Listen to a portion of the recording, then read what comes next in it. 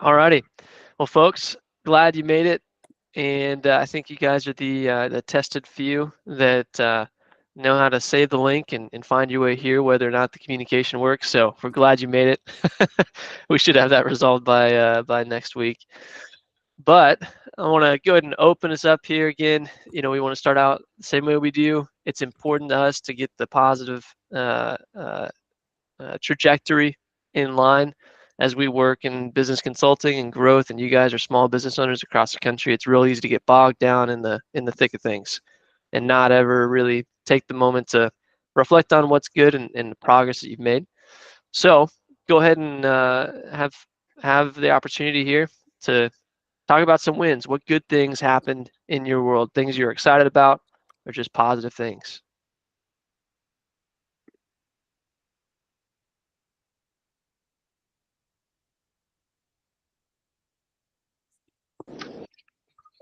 I'll go first if that's all right. Come on, My name's Lance. Lance. I own Right Remodeling in Austin, Texas, new to Redmond, and closed a $50,000 painting job the other day. Went out for the estimate, customer handed me a check right there, so pretty cool. Wow. That's awesome, Lance. That is awesome. Was that a normal lead? Did they come from a referral? How'd they hear about you? Pretty cool. Yeah, they were pretty stoked. We just obviously made a good impression. They met us for the first time and handed us a check right there on the spot. Heck yeah, man. That's awesome, Lance. Well done, man. What other good things are going on for you folks? Things you're excited about? I'll jump in. My name's Mike Middleton. I'm new to Redmond as of this week. I'm excited to get the ball rolling here. So it's a step towards a huge win, but I put in a bid for the largest project we will have ever done. It's about half of our annual revenue all in one bid, and got some very positive feedback. And the upside to that is immense. It's not just that amount, but the add-on work will keep us busy for years to come. So we'll see, but feeling pretty good about that one. Heck yeah, Mike. That's awesome to hear, man. Congratulations on that. That's huge. Thank you.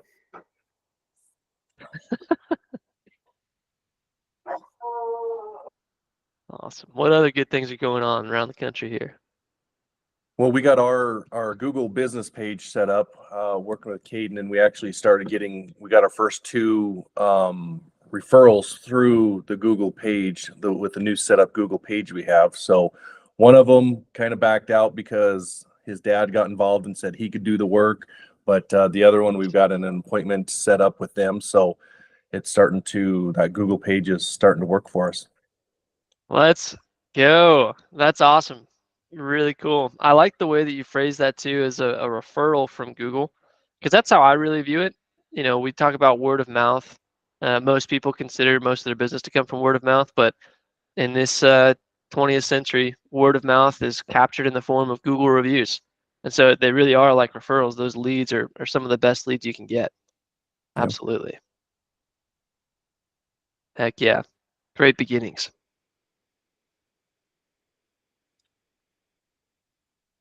Anything else? Any other wins, good things going on?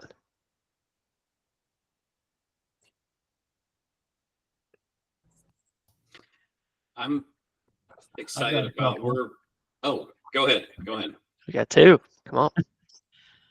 I hired an office assistant finally after searching for the last 7 months. So, Whoa. And I think she's going to work out pretty well. Also, we started running Facebook ads, and within a week, I had closed 2 jobs off of that. Yes, sir. That's awesome, Mark. Is your new office admin just off screen behind you? Is that why you said the nice things? No, she's not. She's actually, we're working it out. She's working remotely for 2 days a week, and she'll be in the office 2 days a week. Cool. So she's going to get Awesome. my QuickBooks all caught up and taken care of. It's been neglected really bad. As for most of the people here, I'm sure it's true. It's hard when you're running everything in the business and trying to manage the books as well. It's a tough thing to manage. Yes, Mark, I'm so thrilled to hear it. I think we have several people on this call who can testify that hiring for that position absolutely changes the game. Yep. You're going to be a lot more organized. Your sales process is going to go a lot smoother. You're going to see a lot more coming out of those leads that you worked so hard for because we're able to nurture them a lot better.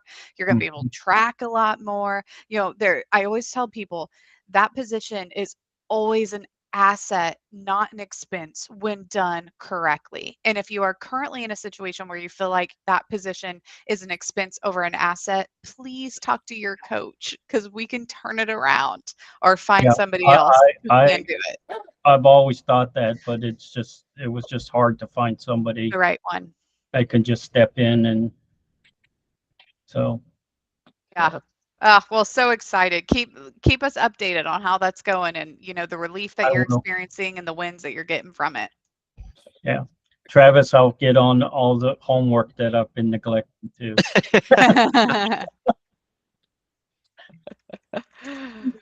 Awesome. Jordan, I think you had something. Yeah, just to comment on Mark, there's two things I swear I would never compromise on regardless of what we do, and that's our books. And so I have a good bookkeeper and a tax preparer. Those are two things you just don't want to worry about. Absolutely. Like ever. Anyway, what I'm excited about, we're actually making the switch over to House Call Pro from a CRM that's kind of a dinosaur that we've had since we started.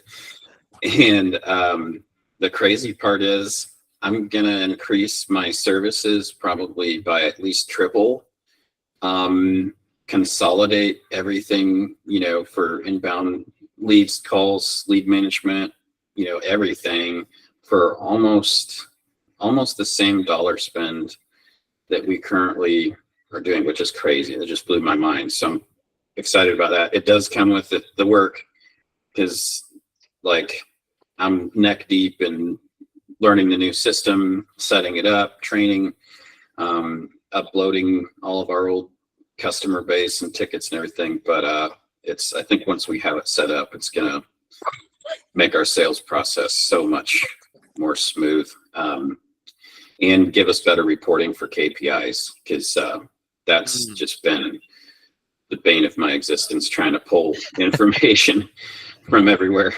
So Travis knows all about that. So anyway, really excited about that. Yes. And doing Profit Rhino along with it, correct? Yeah, so Profit Rhino is what got us started on it, because I was looking for CRMs to integrate with them.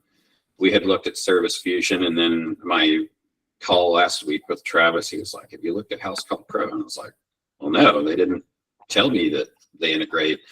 And that's probably because they have special pricing with House Call Pro. It's actually $50 less a month for us to integrate and do the add-on with House Call Pro than it is to just have it outright with Profit Rhino. Still love them, love the system.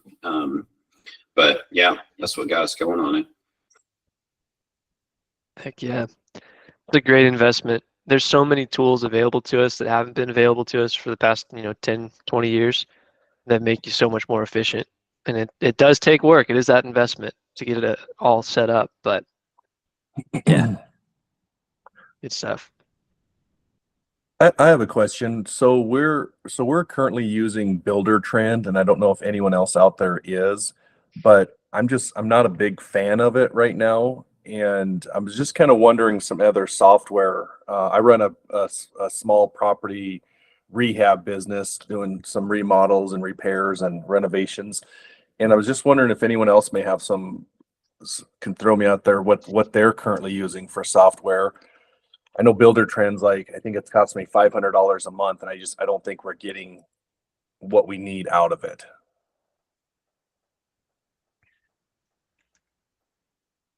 Any advice, guys? I know we've got a lot of Look, remodelers here. look into Job Tread. It's similar to Builder Trend. It's a lot less money, and they do a lot more for you for building out your templates. They want to be a lot more involved than Builder Trend is. Can you say that name again? Job Tread, Job Tread, tire okay. tread. I can also throw out, I use BuildBook, and I like them quite a bit. I've used Builder Trend years ago when I had a larger company and we're in the rebuilding phase. I just don't feel like right now that I need everything Builder Trend offers. It's just too much for where I'm at, you know, with a $1 million remodeling company. You know, when I had my $20 million building company, that was a different story. But for being a remodeler right now, I don't need all that Builder Trend has to offer. It's just too much. Yeah, that's how I feel. So, but BuildBook is what I use. I like them. They're great. Ryan, then I think A that, lot less expensive. go ahead, Jason. I was just gonna say, do they? I mean, I'll look into it, but I guess just a quick question: do they? Can you do estimating through that? They do have an estimating tool. I don't use their estimating tool. I use them primarily for building projects, project management, and they do have a selections tool as well. So if you like to be really organized with selections with your clients, they've got that. They've got the estimating tool. They do have a very simple CRM, but I would probably just stick with the high level CRM that we're getting here. So yeah, I've been using Love that. it's an obscure name. It sounds so scammy, but it's called M Help Desk. We've been using it for about 6 years, and I've had a lot of luck with it. All the way from leads, all the way to invoicing, estimates, dispatching crews through the software as well. Collect payment as well through it, credit card services. So we've had a lot of luck with that. Yeah, I don't know if that M Help Desk sounds scammy, but it's not. I'll look into them for sure. What a tagline. Sounds scammy, but it's not. And Jason, awesome. I love that you're getting recommendations, because kind of with anything, we always recommend like looking at 2 or 3 different options and making a decision from there. I've heard a couple here today. I know Contractor Foreman is one that I've had a lot of clients use. And so I just look at a couple and determine, and I kind of love what Ryan said, where I see as Builder Trend being kind of on like the top end of like softwares for remodeling companies. To me, it's kind of like for our service guys, House Call Pro versus Service Titan, where a lot of clients will start with House Call Pro because it's got everything that they need in the beginning, and eventually they might graduate to Service Titan when they're like at that stage where they need all of the bells and whistles. But in the beginning, finding something that can be less complicated, easier to set up, has kind of your bare bones, Right. definitely a good place to start. And so I'd look into some of these that got recommended to you today, Jason. And then just to kind of blanket over everybody, any software will work for you. It's a matter of you working it. It doesn't mean that like you can definitely find one that's going to be a better fit. Just like what I just said, maybe you need one that is more simple for now. That's great. Let's do it. But it's a matter of, are you taking all the classes that they offer? Are you really digging into it? Are you going through all the training? And if you're in a position where you're like, I can't make the most of it right now, then absolutely get something that you can make the most of it. And so I think that's wisdom across the board. Yeah, because one of my biggest things is the guys that does the estimating. He kind of struggles, and he's all the way back to just handwriting everything out. I'm just trying to find something that'll speed up the process to get these estimates out quicker.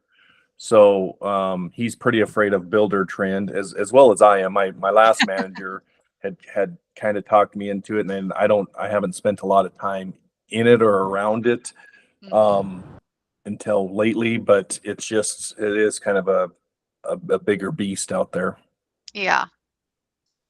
It's crazy how Builder Trend will scare estimators away. I was always struggling to force my estimators to keep and stay within Builder Trend, just so that I didn't have to have one more software, Right. for someone to be working with. But yeah, Builder Trend makes that tough because it's so intricate the way that you've got to use them to build estimates. Yeah. So Yeah. And people are resistant to any type of change or anything that they see as more work. And so it's kind of like teaching old dogs new tricks. If you have an estimator who's used to doing it their way, used to doing it, a certain way, getting them to use any software can be a bit of a battle. And so I think just kind of setting those expectations and finding a software that you're like, let's learn this together. A lot of times I tell clients to wait to get a software until you have like an office manager or a project manager or somebody who can learn it with you, because that tends to increase the success of using it if you have somebody else who's helping you, holding each other accountable, figuring it out together. Well, on that, Nicole, so the CRM that this uses, I think when we meet up again, I'll have more questions about you. But for that CRM, it sounds like I can't remember who had said that they may have used it, but Yeah, I think Ryan mentioned that he uses CMM, which is our CRM system that we CRM. have. Okay. Yeah, and to be clear, guys, it is not an estimating software. It is not to help you manage jobs. That is not what a CRM does. Most people have a scheduling software, estimating software, and then they also have a CRM system. CMM, which is ours, will help you with tracking your leads, where they're at in the sales process, have built-in automations. It allows you to send mass text messages and emails through it to really nurture those leads. And so it's more on like the marketing and like sales process side of things. Oh, okay. Then once a job is booked, that's when it kind of moves Goes into the other one. towards Okay. the other one, where Okay. that's where you're managing the job and the materials and the estimates and stuff like that. Okay, gotcha. And you could make CMM as well function if you don't have the funds or the capacity to have another CRM for the project management as well. There's a way that we can set up and work with you to kind of set up CMM to do that a little bit. It's not going to be totally comprehensive, but it will at least keep track of stages of a job and maybe some other details that we can set up. But yeah, as Nicole said, it's mostly on the lead management side, and long term, keeping track with your customer database for sure. Man, what a perfect transition there, Jason. You got us from win straight to questions. That was awesome. I love it. What No, no, it's that was good. great. Good. Yeah, no sarcasm, not at all. So what other questions, what brought you guys here this morning? What's on your mind? Insights, thoughts you want to gain from being here?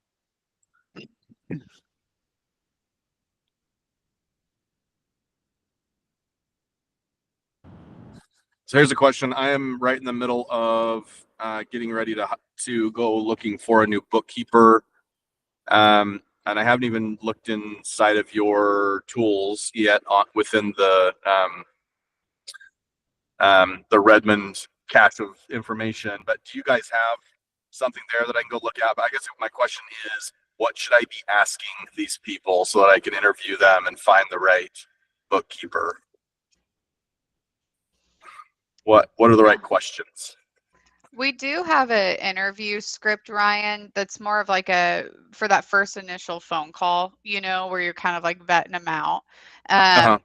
And then we do have a one-on-one interview outline as well that we can kind of plug and play. Like I would get with your coach and kind of work through what questions to ask for each position, because the templates that we have is more so like, here's the outline, then let's like, depending on what you're hiring for, let's build out the questions. But with that position, the most important thing is how they sound on the phone. From that very first phone call for like the office person, for a CSR, somebody like that, how they sound on the phone is vital to that position. And so I would be really gauging that, also how organized someone can be. So I like asking a question that's like, hey, in this position, you're going to be managing, answering the phone, scheduling appointments, following up with leads, emails. Like there's a lot that can be going on at once. Could you explain to me a time where you've had to juggle that many responsibilities and kind of how you handled it? Something along those lines, just to get a better idea. Ask them, in the past, can you describe to me an experience where maybe you had a difficult customer, somebody who got upset, and how you maybe handled that problem? And just getting a better idea of those types of things. Hey, Ryan, are you looking to hire an office manager or just a bookkeeper? Right. Oh, it's just an external bookkeeper, like like an I have an a outsourced person. So I guess I have a some. recommendation for you. I have a Go ahead. What recommendation was for that? you. I hired a bookkeeper like a few weeks ago, and she's been really good. $40 an hour. Pretty cheap. Oh, cool. Luca, do you Oh, know right if on. is Okay. she fully remote? Yeah, she's fully remote. Yeah.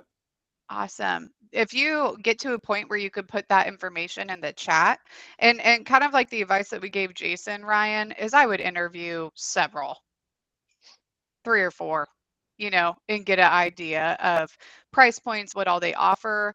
With bookkeepers, if they are not actively meeting with you, like if it's somebody who just shoots you an email once a month, or you have to beg for them to get stuff back, like a bookkeeper should not just be emailing you a profit and loss statement every month. They should be sitting down with you. They should be going through it. They should be letting you know what they see. They should be giving you advice.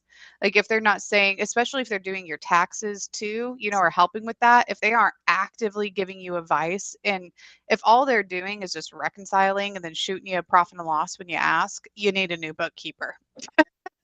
And so that's one thing that I would ask them when you're interviewing them, is saying, hey, when can I expect to meet with you? Can we go ahead and get it in the schedule each month where we sit down either in person or over Google Meet and we review things together? And if they're like, oh, well, typically we just like email it, that's not your person. Okay. Yep. Yeah, I would add to that. So asking when they will meet with you, and then if books are not sent on time, what's kind of their process? How regularly do they actually send you your statements? And if they aren't sent on time, what happens? Would be Got it. important to me. Okay. Cool. Yeah, and then It's talk to your coach. Like if after they send if you do hire somebody and they like send you a profit and loss statement, have your coach look over it. We are in no way accountants or bookkeepers, but we do know more than the average bear. Like I've had somebody who hired a bookkeeper who just lumped all of their expenses into one category on their profit and loss statement. oh That was a really good indicator for us that this person probably doesn't know what they're doing, or they're resistant to like move things into cost of goods sold and stuff, and it's like, okay, we need somebody who can Yep. be a little bit more detailed than this. Right. Jordan, you want to chime in here? Yeah, I was going to say not to forget the importance of communicating what you need from your bookkeeper, because I just went through this. So this is really fresh for me. I have a fantastic bookkeeper. We do everything remotely. But I was kind of like getting frustrated with some things and going, I'm not getting this. And for whatever reason, it just never occurred to me, say, hey, we're making some changes. Here's what we really need. Is that feasible or not? And I was surprised how easy that conversation was. She made some changes like immediately. And, we're on a weekly basis now. And I didn't, she just set herself tasks every week on her own volition. But it wouldn't happen if I didn't have the conversation and say, hey, I know we've been doing things this way, but we're making changes this year. Here's what our current needs are. And, she was able to act quickly and make some changes for us. And she actually gave me some things that I could do that would also help her. So we were able to have a great conversation, make those changes pretty quickly. And we're running so much more smoothly now than we were before. So don't forget the importance of just communicating those things. Yeah.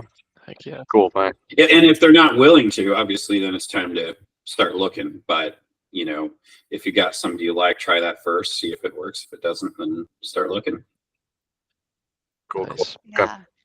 Yeah, Jordan, if you and Luca would be able to put the info for your bookkeepers in the chat at some point, I think that'd be really helpful. Yeah. Sean, you had your hand up as well. Did you want to chime in some?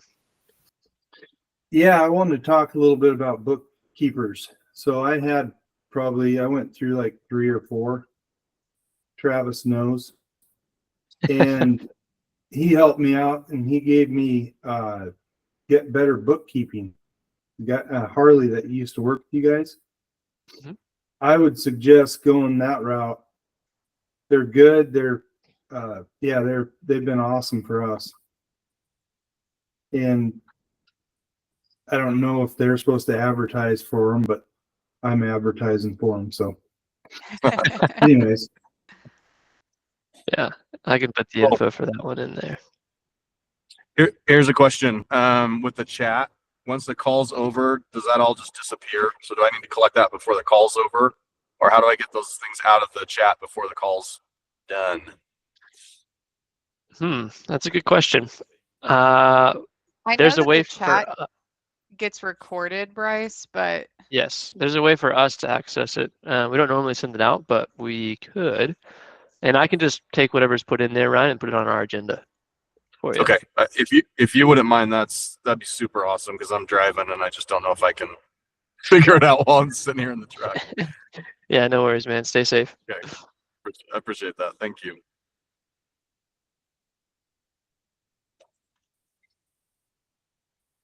Ed, you said you're not able to go on audio, but on a second video call session, didn't want to miss out on the session, wanting to sign up with Redmond Services, but hesitant only because of the extra monthly expenses when my business has had a pretty tough third quarter. Looking to hear from everyone that was hesitant for signing up with Redmond Growth, but has seen the results. Been through a few marketing companies and just hitting walls with no great results. Yeah, I guess is anybody able to kind of briefly testify on a few? You're pretty new in your time with Redmond Growth, but some results you've seen. I know Jay, you've been with us for a little bit now and had some good results. If you're open to, I don't know if you were hesitant before signing up, but I was a little bit. I was just in my particular situation, the $2,500 a month was something that I wasn't quite sure that I wanted to spend. Actually, I was looking at the $4,500 a month plan, and then whenever I was like, well, I'll try the $2,500, and it's been well worth it so far. Just learning the stuff through the Google My Business and the Google Listing Service, and just that alone for me has been worth it. Just knowing that extra stuff, because I kind of knew it was out there, but I didn't really know what to do with it. And so now then, whenever I have people calling me trying to sell me something, I can have a better idea what they're talking about and if they're full of crap or not. So, but I've definitely learned a lot, and it's been worth it for me.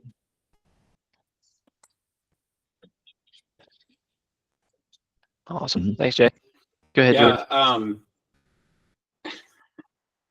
I think what I would say is money problems aren't the only problems that businesses have. And my time with Redmond, well, how would I put this? So it's kind of like the problem and the symptom. And the symptom's the money, but the problem is everything else. And so we've been here about since February, Travis, I think. Yeah. So yeah, I think since February, March. Yeah, and not gonna lie, spending the money's hard. It is hard.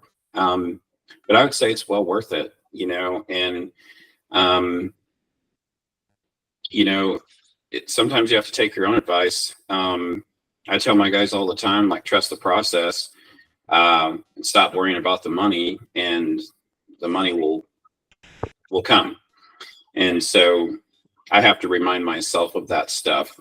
And for whatever that's worth. I love being here. Every time I'm tempted to save money, I'm just like, no, I don't want to stop any of the progress that we are actively in. Like, it's not just, oh, we hit markers and we've just gone stagnant. Like, every single week it's something new. We're fixing another problem. And, I've been in business 7 years, and doing this for the last 6 months or so has really helped me to see how much I didn't know. And now we're starting to fire on stuff.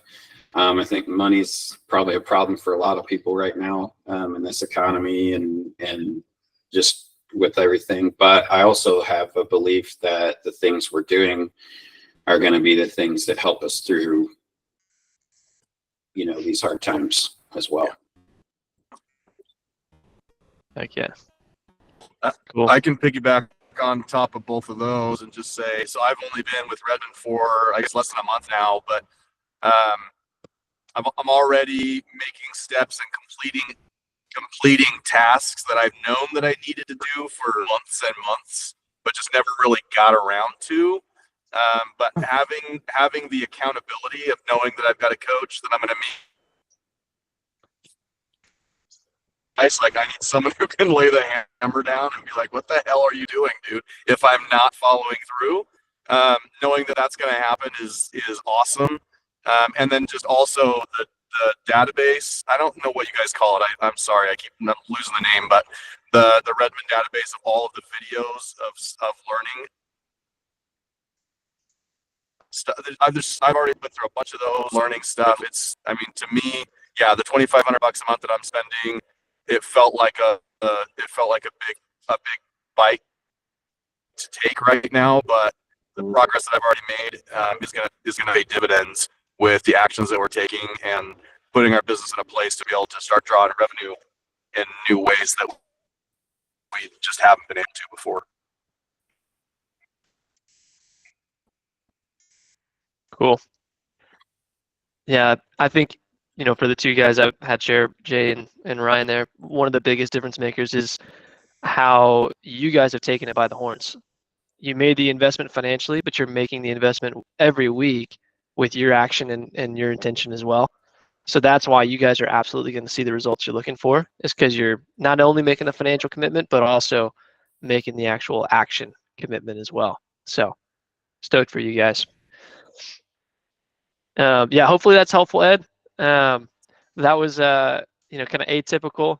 Today the communication went out to a larger set of people, and so we're glad you were able to join us for the call, and able to ask a question like that. So, what other questions do you guys have this morning going on in your business? Anything that's kind of a struggle or pain point, or something that you're looking for some insight on, or even if it was a big lesson for you maybe this last week, something that made a big difference?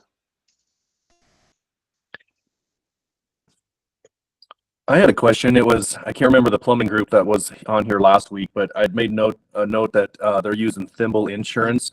So we have company trucks, so I don't know if that's just a general liability. I've not called Thimble yet, but if that's just like a liability type of coverage. But I didn't know as far as for company vehicles, if there was an insurance company out there that people may suggest that have, decent rates. I mean, our insurance is is high.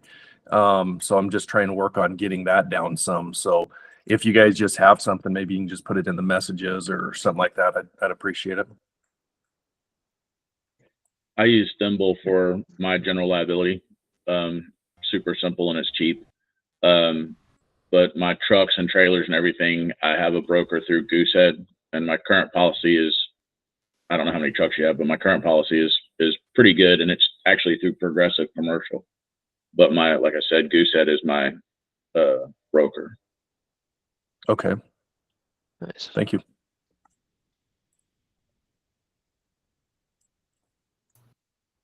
All of our trucks, we're just insured through Geico, but I would imagine it's the same as personal. I find shopping around every 2 or 3 years, switching it up, playing that game. They're gonna discount it for your business, and then you switch it up when the discounts go away. So we've had luck with that.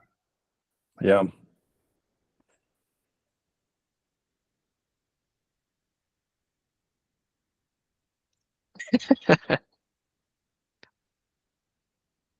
Jordan says, no such thing as decent rates for insurance right now. Learn that it's a fact of running a business and just set our rates to help cover the costs of having insurance. We just shopped and found we couldn't get better rates than what we were getting.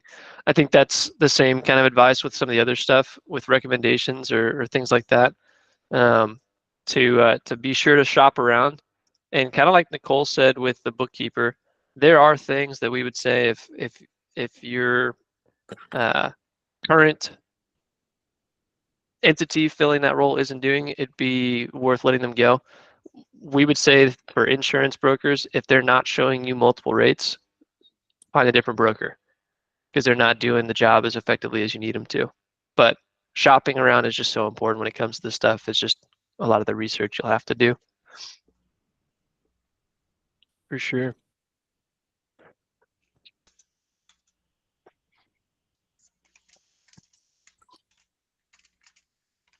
What other questions do we have here today, guys? Thoughts, issues you're running into?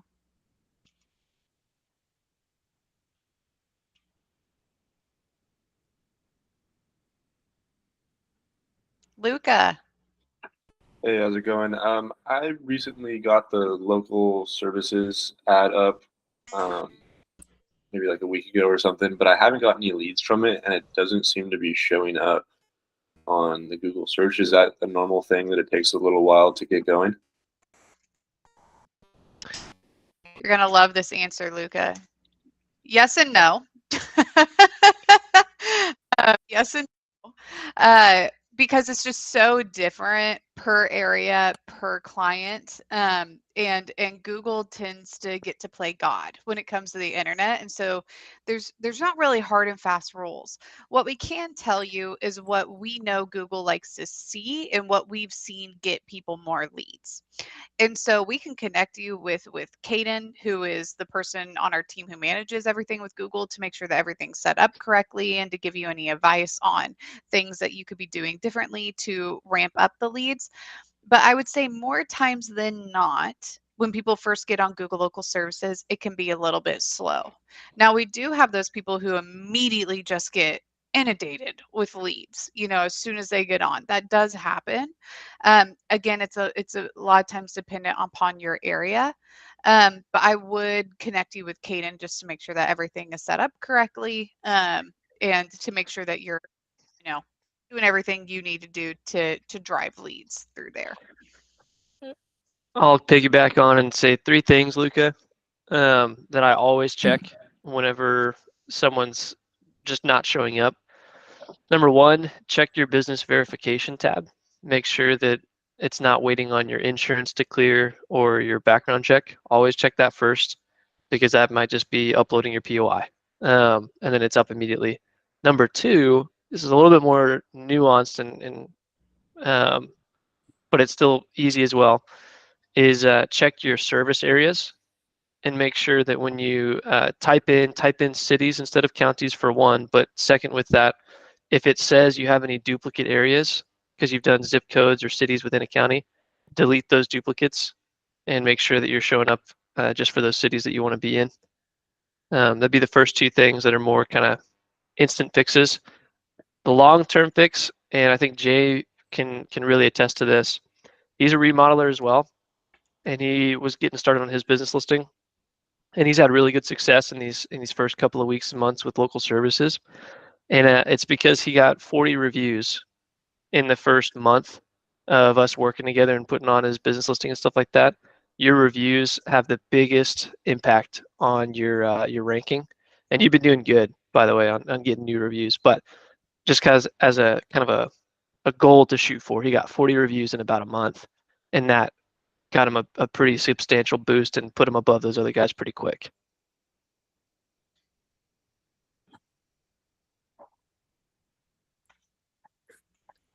For sure. Great question though, man. Did you mention budget, Bryce? I did not. I wanted to try to keep it simple, but that I can say as well. We recommend putting a budget at about $5,000 a week for most people to rank well. It sounds like a crazy amount. What the heck am I going to spend $20,000 on local service ads this month? No. With local services, it's the most business-friendly lead generator that we have found or come across, because you only pay for leads that are actually calling you. And some other guys can attest to this, but you only pay for leads that are actually calling you, and you have the opportunity to dispute it. So even though we set that budget at 5K a week, it doesn't mean you're going to spend 5K. It just means if you got that many leads to satisfy that budget, you'd be able to. But most often we don't actually hit that budget mark. It's just one of the other big ranking factors for Google is how big is your bucket. Yeah, if your competitors have a higher budget than you, then why would Google want to rank you above them? Is kind of to think about it. So we always encourage just increasing your budget until you're getting the amount of calls that you want. And kind of playing around with it there, knowing that you can turn it on, turn it off at any time, although we don't encourage that, knowing that you can lower the budget back down if you get too many leads. But I have a gutter guy who his budget is $99,000 per week, and he spends $2 to $3 grand per month on Google local services. He also has over 700 reviews, so he pretty well dominates his area. But just to build your faith that you're more than likely not going to spend whatever you set your weekly budget to. I'm not saying it's not possible, but it's very unlikely. Another just small, when you're searching for it, your ad's not going to show up if you're searching for it outside of the hours that you tell local services that you're open. And so that being said, a lot of people have their hours set to 9 to 5, 8 to 4, something like that. If you're able to answer the phone later than that and set your hours to later than that, as those people close, you're going to start rising in the rankings. And so even if that isn't the way that it is forever, just while you're trying to get some momentum and some traction on the platform, just adjusting your hours to be open when other people are closed can really help you out. Absolutely.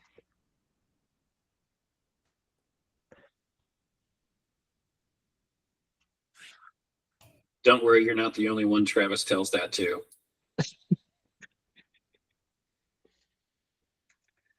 It's true. We're consistent. No, great question though, man. What other thoughts or questions you guys have?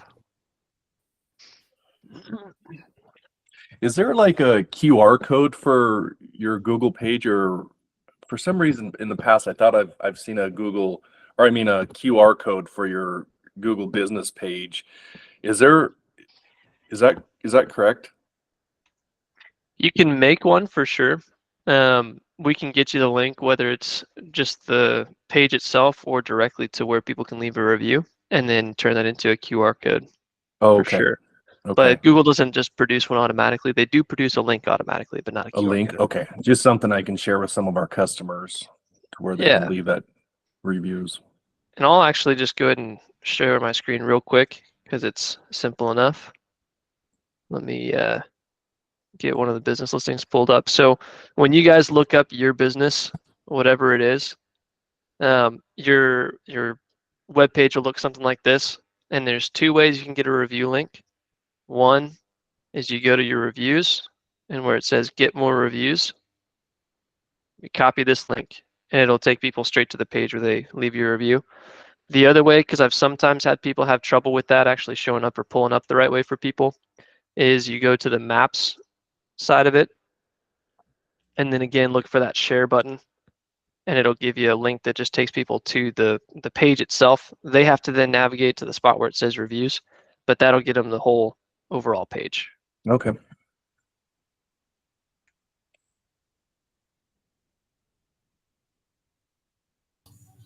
I got a question.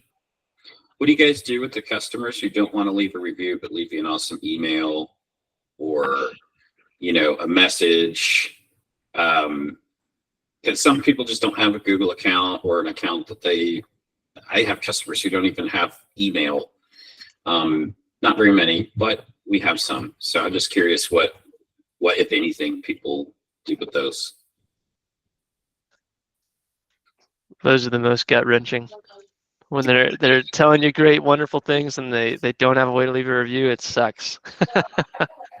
I don't know that there's much you can do. I've had some guys do this, but they often get pulled down but you can walk a customer through creating a Gmail account. It really does just take 2 minutes, and have them set it up that way. But yeah, if they don't have an email or a Google account, they really can't leave you a review. Um, but you could put that on like your one sheet. If it's a really decent review, you could quote them. You could quote it onto your website potentially as well. Yeah. But that's Or kind of ask those people for a testimonial video. If it's somebody mm, who you see often, they're like a reoccurring customer, but they don't, next time you're there, say, hey, I know that you can't leave a Google review. What would really help me out, I know nobody likes being on camera. It'll only take 30 seconds, really casual. I'm just going to ask you a couple questions, what we did for you, what your experience was like, and what would you say to others. These testimonial videos are actually more valuable to us than even reviews are, because it's a real person saying something. It's clearly not a paid actor, or a fake review that from a Google account. And so if it is somebody who you have a lot of rapport with, next time you're in front of them, say, hey, or just respond to the email or make a call and say, hey, I'm just so grateful for that email that you sent. Would you mind go in selfie mode for me real quick and just saying it, in your own words? That really helps us out. And we can create a whole testimonials page on your website where it say testimonials. People click on it and it's just videos. You remodelers, that is so damn valuable. That is so valuable, especially if they're standing in the beautiful kitchen that you just remodeled. Oh, people, if you're sending that testimonials page to people before that first sales appointment, if they spend any time watching those, the chances of you winning that job is so much higher. That's so much rapport that you've just built with them, so much confidence. And so that would be my suggestion, Jordan, is that's what I'd push for first. They don't give you that, then let's stick it on the website or somewhere. But that would be what I'd push for. Do you have to have them sign something that just gives you permission to use it, or just the fact that they agreed to do the video is enough to you start using that? Because it's going up. It's going up on the web. Yeah, I think it's different rules for different states. If you want to cover yourself, I don't necessarily think something needs to be signed, but as long as you have like an email or text exchange somewhere that you can reference to where they're saying like, yes, I'll do a testimonial video for you to use. If you want to cover yourself, we could come up with a little blurb. We used to have a member on our team that we'd call like the legal documents guy, and all he would do is pull up a Google Doc, stick our logo on it, and then it would just have I agree, and then just like a place to sign. And so like Johnny Rude. don't overthink it at all, Jordan. Like don't overthink it. Don't let those little details put you in the weeds. If you want something to cover your ass, just make sure that you have it in email form or something of them agreeing. I'm good with that. I like easy. Yeah, Nice. me too. And Jason, I don't know if you saw in the chat, but Rick had some insight, which we totally agree with. He says we've used something called pop cards, which the clients can scan with their phone and it takes them straight to the Google review page. We do that as well. Just Google review cards where you take the link, how I showed you how to get it, and you just turn that into a QR code. There's free QR code generators all over, and then put that onto like a business card size, and that's ideal. Rick, did you want to add to that? I do have a comment on that. So what we started doing, and it has been good for us, is I'll get the customer's number right there off of our app, and I will personally text them and just tell them, say, hey, if you'll leave us a review, our company will buy us lunch, and then we get a bonus. And I think it was probably Nicole told us that kind of puts some incentive in their hand of, hey, I'm helping these techs out. I never tell the homeowner that I'm the owner of the company. I just say, hey, the company will buy me lunch. So that, and then sending them the review right there. I've got it copied. I just copy and paste it from my notes on my phone, sending it to them right there, saying, hey, it will put them in the Google review page, and 30 seconds they can leave a paragraph and a 5-star review. So that has worked, as well as the pop cards, because if they've got a phone or Android, they can literally scan it and it pulls it up right there. So that's my thoughts on that, and it's been really good whenever you say, hey, my company's going to give us a bonus, and we give our techs $10 for every review they get. And, you know, we've been in business just a little over a year, and we've got, I think, like 250 5-star reviews. Yeah. Awesome. And to kind of elaborate on what Rick said, you know, you can always incentivize the customer to leave you a review. Don't put it in writing anywhere that Google could ever see it, that you're incentivizing them, because Google does not like that. But you can definitely say like, hey, do you know how you get $10 off your ticket today? If you leave us a review and show it to us, you know, we will take $10 off right here before I run your cart. You know, you can definitely do that. But kind of like Rick said, we've seen even more success with the whole technician thing, where it's like, hey, really loved serving you here today. One thing that really helps me out, in fact, I get a little bit of a bonus, or if you do like a review competition with your team, they could say, you know, we have a little bit of a competition of who can get the most reviews. Whoever gets the most has a bonus at the end of the month. I would love, you know, if you could help me out. I'm going to text you this link. Could you click on it and make sure it works? If you do not say that, guys, if you say, hey, I just sent you a link, or hey, scan this and you can leave a review, I promise you they won't. You have to make it easy. Scan it right here. Let's make sure it pulls up. Did it pull up for you? Awesome. I texted you this link. Can you click on it? Did it pull up for you? Perfect. Is it asking you to log into the account, or is it showing you where the stars are? Like, if you do not hold their hand where you've basically left the review for them, I promise you they will not leave one. I have so many clients, Nicole, I'm asking, they just won't do it. Getting reviews, it's impossible. Doesn't happen. And it's like, are you having them click on the link? Are you holding their hand? Because if you're not, they're not going to leave it. But having your techs, you know, communicate how they're incentivized, it does put this kind of like, oh, wow, this tech just spent 2 hours at my house, solved my problem. They were really nice. I want to help them out now. You know, like it does kind of put that nice pressure on the people to actually leave the review. Mm-hmm.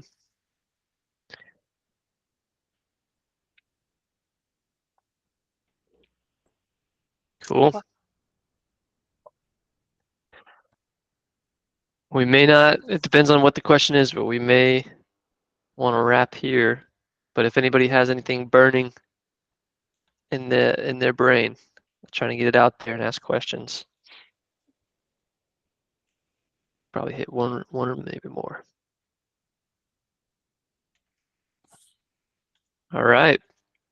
Well, folks, really appreciate y'all making it this morning and getting, oh, okay, Jordan. Really appreciate y'all making it happen this morning. And yeah, the wins and insights as well. We're going to end the group call the same way we do every time, because it's fun and we like tradition. So I want y'all to unmute, and on the count of 3, we'll say growth on 3. Ready? 1, 2, 3. Growth. Growth. Growth. All right, I'm y'all. late. Growth.